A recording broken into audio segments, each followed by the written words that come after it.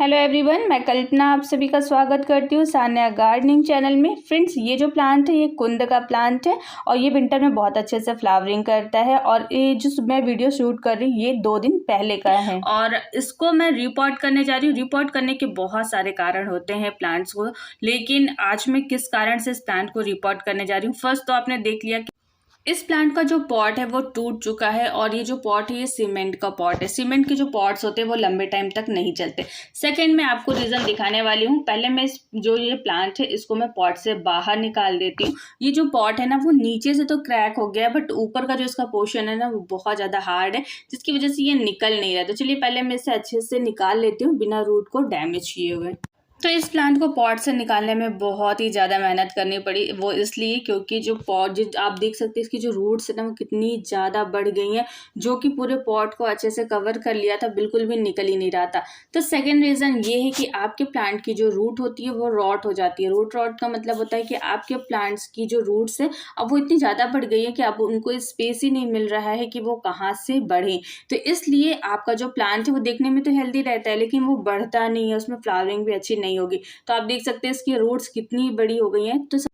तो कुंद का जो प्लांट होता है ना ये हमारा विंटर में बहुत अच्छे से फ्लावरिंग करता है। तो इस टाइम इसको फ्लावरिंग करना है और इस समय मुझे इस प्लांट को पहले से इसको सिक्योर करना है कि ये अच्छे से ग्रो तो हो पाए, तब तो ये फ्लावरिंग करेगा। तो इसके लिए सबसे पहले मैं इसकी रूट प्रूनिंग करूंगी, जिससे कि इसमें ग्रोथ अच्छी हो पाए। तो मैं नीचे से इस तरह से जो नीचे की कम से कम 2 इंच तक की जो रूट्स है ना उनको इस तरह कट करके हटा दूंगी। तो चलिए सबसे पहले मैं इन्हें अच्छे से हटा देती हूँ।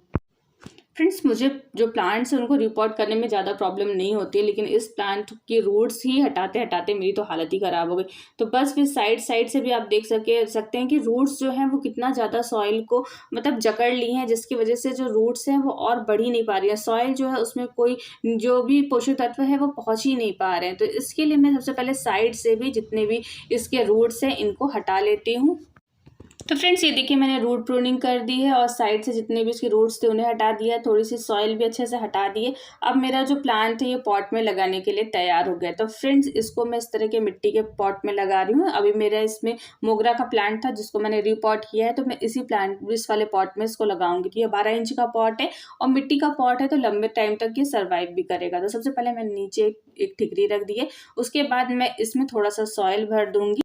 तो सबसे पहले मैंने नॉर्मल गार्डन सॉइल ले रखी थी। अब मैं उसमें फंगिसाइड और जितने भी कंपोस्ट है मेरे पास ऑर्गेनिक, मैं उन्हें मिक्स कर दूंगी, जैसे नीम खली, बोन में और वर्मी कंपोस्ट, इन सभी को अच्छे से मिक्स कर दूंगी। साथ ही साथ इसमें फंगिसाइड भी डालना बहुत ज़रूरी है।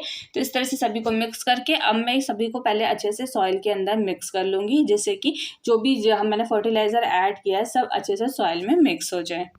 अब मैं क्या करूँगी, अब मैं हाफ पॉट को पहले सॉइल से फिल कर देती हूँ। उसके बाद जहाँ तक मुझे प्लांट को रखना है वहाँ तक मैं पहले फिल कर लूँगी। उसके बाद मैं प्लांट को रखूँगी इसके ऊपर।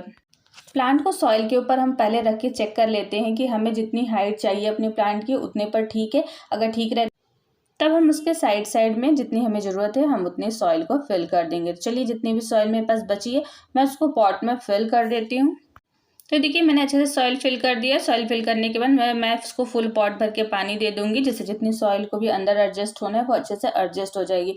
अब इस तरह से अपने प्लांट को रिपॉट कर दिया। अब मैं इस प्लांट की प्रूनिंग कर दूंगी। तो फ्रेंड्स, इसकी मैं अभी लाइट प्रूनिंग करूंगी, हार्ड प्रूनिंग नहीं करूंगी, क्योंकि अब इसका फ्लावरिंग का टाइम आ चुका है। तो इसकी मैं थोड़ी सी ब्रांचेस को कट कर दूंगी। जो ब्रांचेस ड्राई हैं या फिर जो लीव्स जहाँ से ड्राई हो रही हैं उन सभी की मैं अच्छे से प्रूनिंग कर दूंगी। तो जितनी भी इसकी ब्रांचेस है सभी को मैं थोड़ा उसकी प्रूनिंग कर देती हूँ, जिससे कि न्यू ग्रोथ हो और जिसमें फ्लावर्स हो वो बहुत अच्छे से निकले।